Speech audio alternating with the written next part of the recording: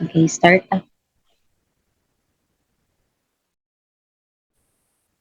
Good evening, everyone. We are the Group 4 and we are tasked to report the proponent proposed by George S. Counts entitled Building a New Social Order in addition or in allies to philosophical thoughts on education.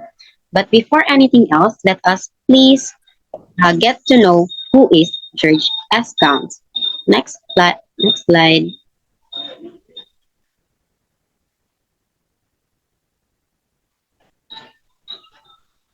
So, George Sylvester Counts, born on December 9, 1889 in Baldwin City, Kansas, an American progressive educator, sociologist, and political activist. He was highly active in politics as a leading advocate of teachers' unions, the head of the American Federation of Teachers, the founder of the New York State Liberal Party, and a candidate for the U.S. Senate. So si George S. Count, isa ka educator and activist who is, as a leading proponent of social reconstructionism, believed that schools should bring out or should bring about social change. So, unsa nang social reconstructionism? It is an education based on theory that society can be reconstructed through the complete control of education. So, si George S. Count daw is nag-propose og isa ka social reconstruction education nga iyang gipanganlan og building a new social order. So, unsa ng social order, guys? It is a term refers to how all societal components work together to move forward when or rather than fall apart. So, isa siya ka societal components nga naga mean o dapat mag-work ang tanan to move forward rather than to fall apart. So unsay importansya sa social order?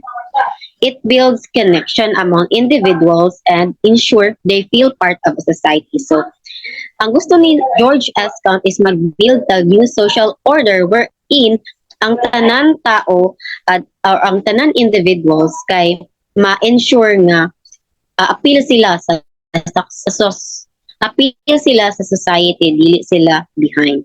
So naay gipang propose si or unsay mga key points sulod sa kato nga proponent nga gikuan ni gi-propose ni George S. Counts. So ang una dira, education is not based on eternal truths but is a relative to particular society living at a given time and place. So ang buot pasabot na guys, there's nothing permanent in this world. So ang permanent lang is ang constant lang is ang change. So the more nga naga-evolve ang panahon, so is our beliefs, our knowledge, and of course the technology. So mo na ang gipasabot ni George S. Count nga along sa pagbago sa panahon dapat pod ang education mas mubag-o pod siya og mag-focus siya sa pag-build of new social order. And then second one, by aligning themselves with groups that want to change society, schools should cope with social change that arises from technology. So, ang education po dapat daw is mag-focus or ang school should cope with social change that arises from technology. So, dapat ang school is sama sa kung gingon ganin na dapat ang school or education magsabay po siya nga nahitabo sa ato. Kaya grabe, di ba, dynamic kayo ang kuan, uprising kayo ang technology karon. So is dapat ang education. Third one, there is a cultural lag between material progress and social institutions and ethical values. So later on, ito nang i-explain unsay pasabot ang cultural lag between material progress and social institutions and ethical values. Kaupat, instruction should incorporate a content of social useful nature and a problem-solving methodology. Students are encouraged to work on problems that have um, society significance. So, ang instruction nga i-impose sa school dapat daw sa mga student, mga instruction nga i-teach sa teachers, sa ilang learners is dapat mag-focus, wait lang siya, SINX, mag-focus siya sa kuan, more on problem solving na kanang mga methodology kay aron ma-enhance ang critical thinking sa students wherein magamit niya na in facing reality. Next slide. Schools became instrument for social improvement rather than agency for preserving the status quo. So, ang school is dapat daw maging instrumento sa pagtabang or paghatag of factor para ma-improve ato ang society rather than magstay lang sa kung unsa tong naandan sa una. And then teachers should lead society rather than follow it. So, kung mao gani ang ato ang title kay the school community and basta school community sa ito'y basta ang kani nga subject is nag-focus siya sa school and school teachers and the organizational leadership. So, nag-focus siya sa pagbabago sa ato ang curriculum. So, dapat daw ang mag-lead ana sa society kay ang teachers. And then teachers are called on to make important choices in the controversial areas of economics, politics, and morality because if they fail to do so, others would make decision for them. So later on po, na siya sa comments at wala siyang i-discuss. And then schools ought to provide education that afford equal learning opportunities to all students. So dapat daw, karon nga panahon, since technology kay grabe na, dapat daw ang education tanan is eskwela, dili lang kay pilion ang dapang paeskwelahan. Next one.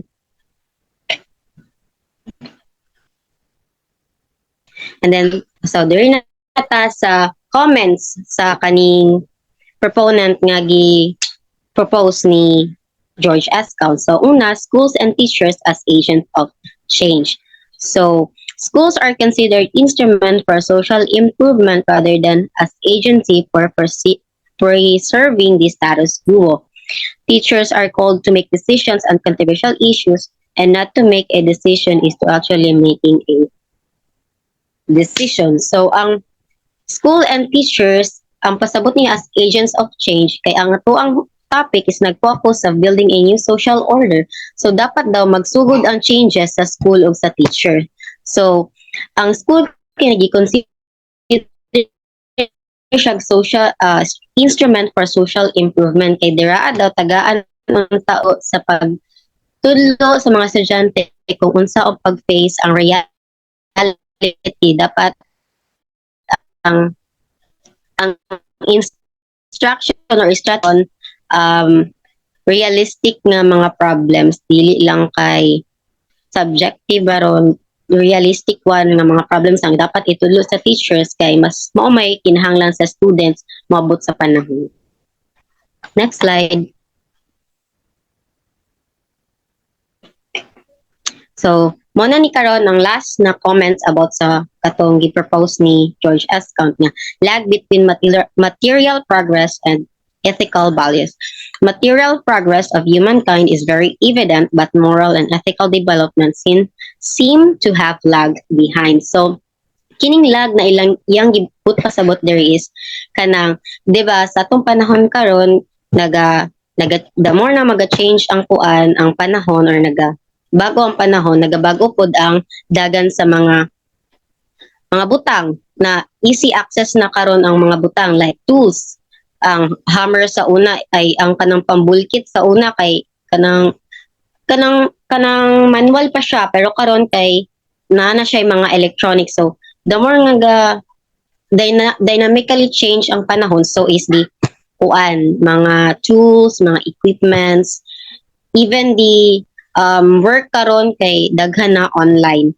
So naga-progress ang material pero ang ato ang ethical values is nabilin.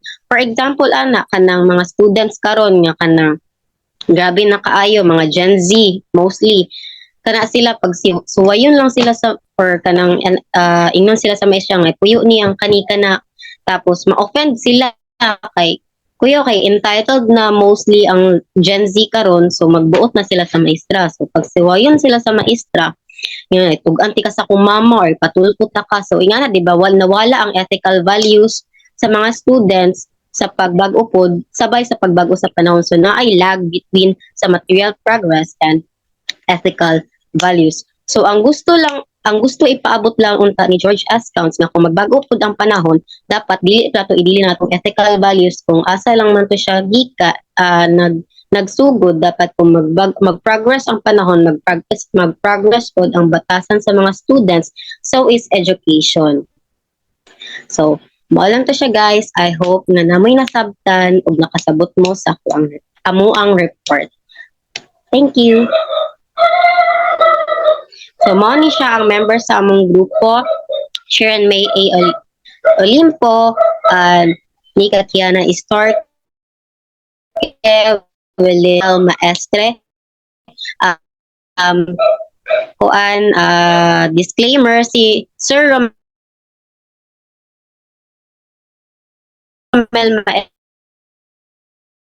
Maestre sa amo ang topic. So that would be all. Thank you.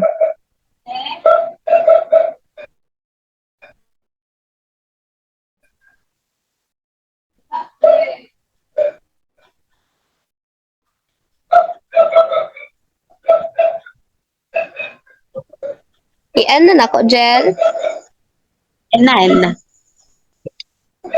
Nagulat og guet.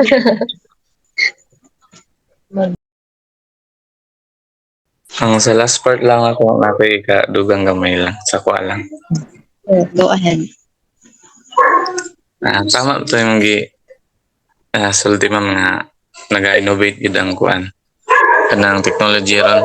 Kumbaga ang pag-iwanan gyud karon kay is kanang values, ethical values sa mga estudyante karon ba na mas kuan na marag nawala gyud, tinuod gyud.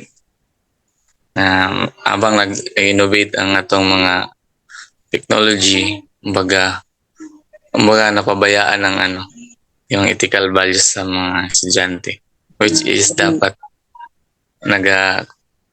nagasabay po. Kumbaga paano po sa mga,